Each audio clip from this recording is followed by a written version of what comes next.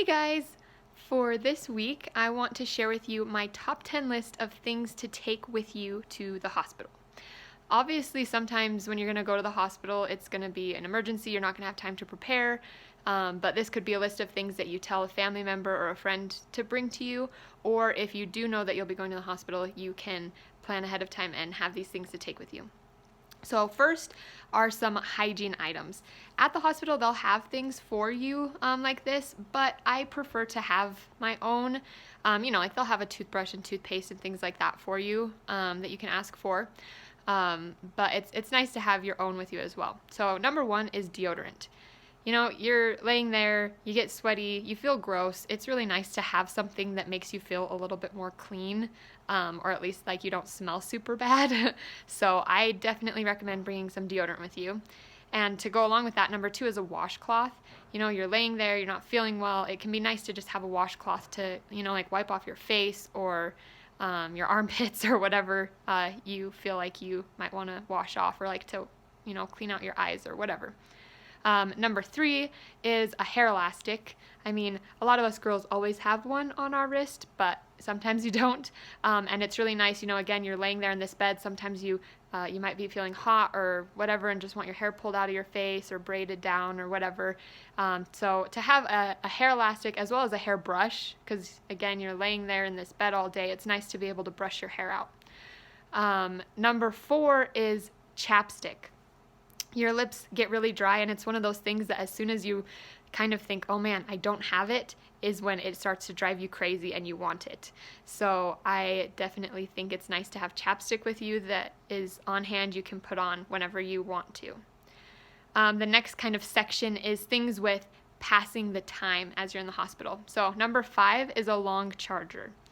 Emphasis on a long charger. This is my charger. And I'll kind of show you, it's pretty long, very long charger.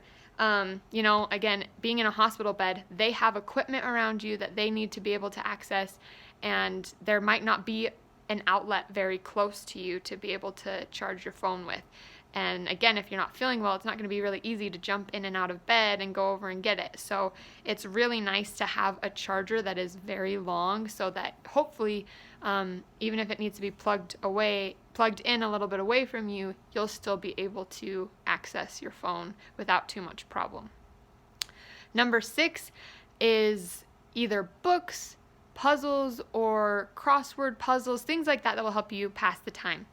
Hospital TV is limited and can only entertain you for so long, and if your phone dies or whatever, you also get sick of staring at a screen all day. When you're in pain, you're trying to distract yourself. It's really nice to have something to mix that up, so your only option isn't just to stare at the TV screen. It's nice to have a book you can read, or if you like crossword puzzles, I really love doing puzzles, so obviously you can't do like a 1,000-piece puzzle, but having a smaller puzzle that you can pull across that thing that goes across your lap, the little table tray thing, and work on a puzzle. Or if you like to draw, like a sketchbook, something besides a screen to help you, to distract you from your pain and discomfort, and also to help pass the time. Was that six? I think that was six. I think we're on seven. Is a personal comfort item. For me, that is Miko from Pocahontas, my little stuffed animal friend. I know some people think that's childish and silly, but I love Pocahontas and I love my little Miko, and so if I'm going to the hospital, he's coming to the hospital. It's nice to just have something that brings you comfort, and when you're not feeling good, when you're having a hard time not really being able to sleep very well, it's nice to have something that you can hold on to and help you as you're trying to work through the pain and discomfort. The next on the list is socks.